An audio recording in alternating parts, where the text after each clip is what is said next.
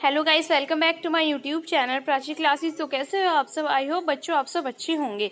तो आज की इस वीडियो में हम पढ़ने वाले हैं चितिस का आपका चैप्टर है ये बाल गोविंद भगत। तो मैंने आपको मतलब वो नेताजी के चश्मे वाला जो वीडियो है वो मैंने ऑलरेडी अपलोड किया हुआ है, आप चैनल पर जाकर देख सकते हैं।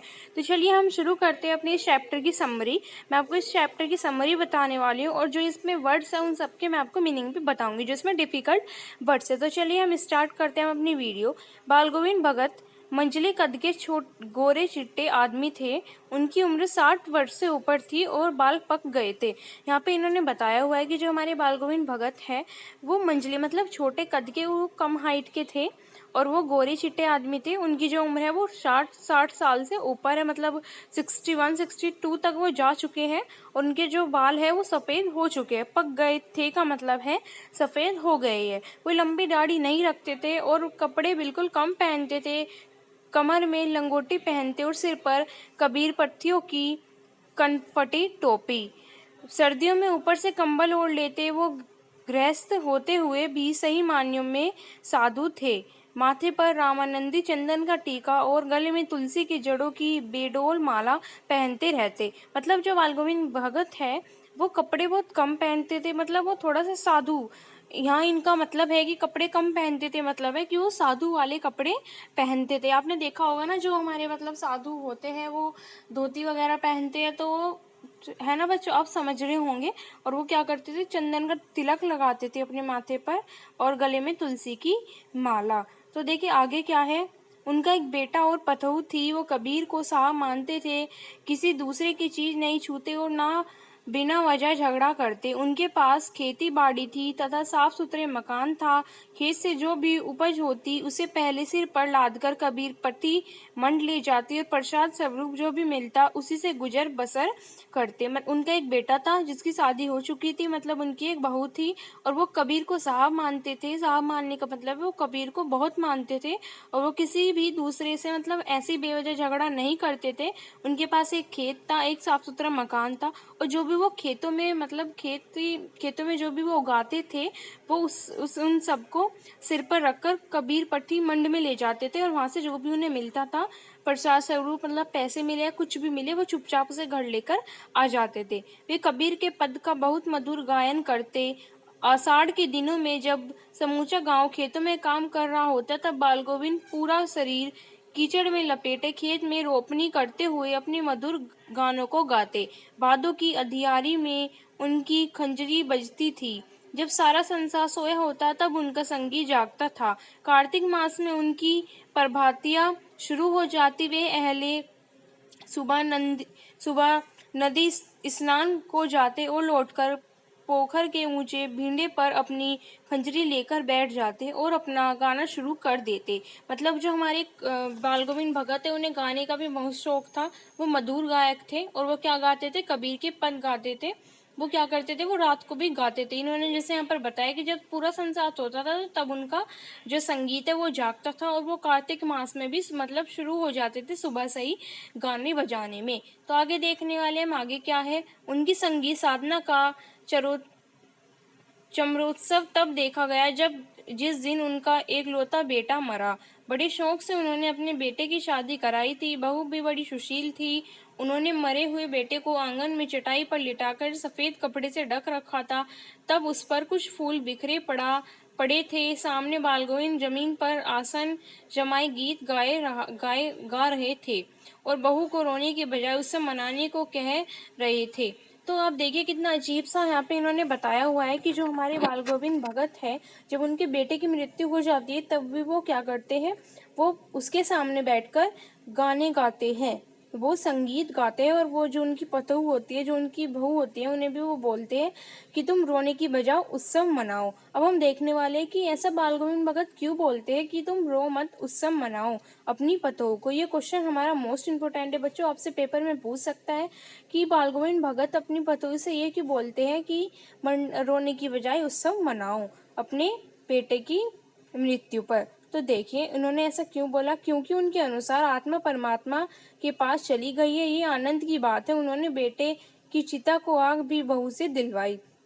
तो देखो बाल गोविंद भगत ने ऐसा इसलिए बोला कि तुम उत्सव मनाओ, रोने की बजाय, क्योंकि उनका मानना था कि जो आत्मा है वो परमात्मा के पास चली गई है और ये जो क्षण है, मतलब ये जो टाइम है, ये उत्सव मनाने का है, दुख मनाने का नहीं है। तो आप ये आंसर लिख देना बच्चों, आपको पूरे नंबर मिलेंगे। उन्होंने बेटे की चिता को आग भी बहू से दिलवाई। जैसे ही श्रद्धा की अवधि पूरी हुई, बहू के भाई को बुलाकर उसके दूसरे विवाह कराने का आदेश दिया। बहू जाना नहीं चाहती थी, साथ रहकर उनकी सेवा करना चाहती थी, परंतु बाल गोविंद के आगे उसकी एक न चली। उन्होंने दलील, अगर वो नहीं गई तो वे घर छोड़कर चले जाएंगे।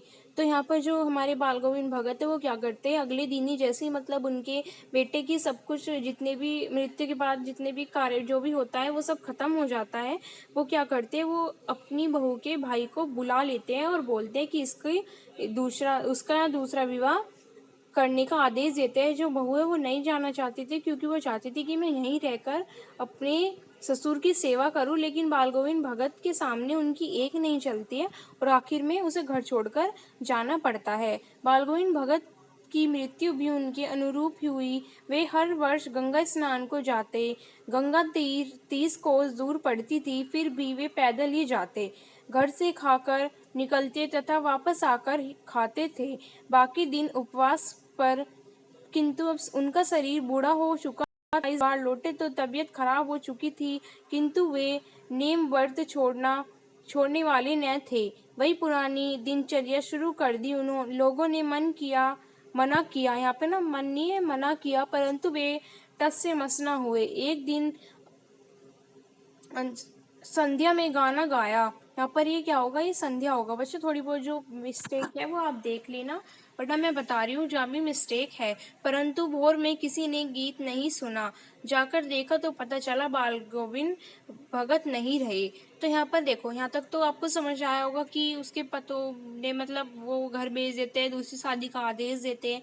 ठीक है ना। अगर आपको कोई भी डाउट है तो आप कमेंट सेक्शन में पूछ लेना बच्चों। तो यहाँ पर इस पैराग्राफ में इन्होंने बताया हुआ है, जो हमारा लास्ट पैराग्राफ है, कि जो बाल गोविंद भगत है उनकी मृत्यु भी उनके अनुरूप ही हुई। वो हर साल गंगा स्नान पर जाते थे और गंगा स्नान की जो उनकी यात्रा थी वो 30 कोस दूर पड़ती थी और वो पैदल जाते थे। वो घर से ही खाकर निकलते थे, घर ही आकर खाते थे। मतलब जब वो यात्रा के दौरान वो कुछ नहीं खाते पीते थे। और इस बार उनका शरीर बिल्कुल जवाब दे जाता है। उन्हें सब लोग मना करते हैं कि रहने दीजिए, आप ये सब मत कीजिए, लेकिन वो किसी की नहीं सुनते हैं और वो गाना भी गाते हैं। और क्या क्या होता है, नेक्स्ट डे उनका गाना कोई नहीं सुन पाता है, क्योंकि उनकी मृत्यु, भोर में किसी ने भी उनका गीत नहीं सुना, क्योंकि उनकी मृत्यु हो जाती है। तो ये था आपके पूरे चैप्टर की समरी, और मैंने आपको पूरे चैप्टर की अच्छे से समरी बता दी है बच्चों।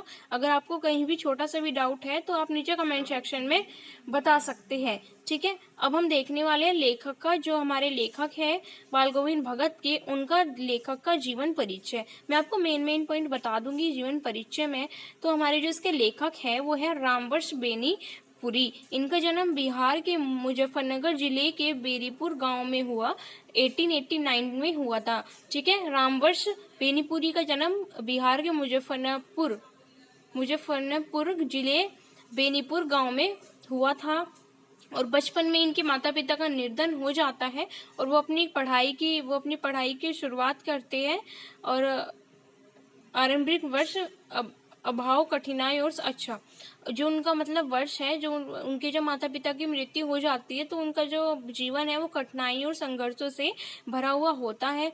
10वीं तक शिक्षा प्राप्त करने के बाद वो 1920 में राष्ट्रीय स्वाधीनता आंदोलन में जुड़ जाते हैं और कई बार जेल भी गए। वो इसी दौरान कई बार जेल भी गए और 1968 में उनकी मृत्यु हो जाती है। तो देखो बच्चों, आप जो लेखक परिचय, जो हमारे लेखक का जीवन परिचय होता है, तो आप उनके मेन पॉइंट याद रखा करो। वैसे तो पेपर में नहीं पूछता है, सीबीएसई के पेपर में, यूपी बोर्ड वगैरह में पूछता है, बट फिर भी आप याद रखो। इनका जन्म बिहार के मुजफ्फरपुर जिले में हुआ, बेनीपुर गांव में हुआ। इनका जो जन्म 1889 में हुआ और इनके माता पिता की मृत्यु हो जाती है बचपन में ही।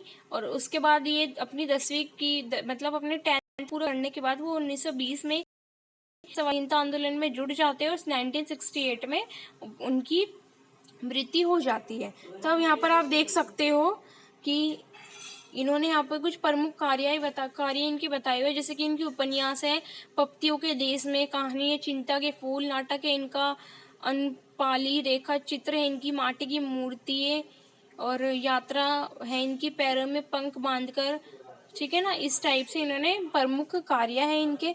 यहाँ पे अब हम देखने वाले कठिन शब्द, मतलब आपके जो चैप्टर के बीच में जितने भी कठिन शब्द आए हुए थे वहां पर हम बताने वाले हैं कि उनके क्या क्या अर्थ है। जैसे कि मंजोला, ना बहुत बड़ा ना बहुत छोटा, तो आपने स्टार्टिंग में देखा होगा मंझेला वर्ड आया था, तो उसका वर्ड है, उसका जो मीन्स है वो है ना तो ज्यादा बड़ा और ना ही ज्यादा छोटा। फिर है कमली जटाजुट, जिसका अर्थ है कंबल।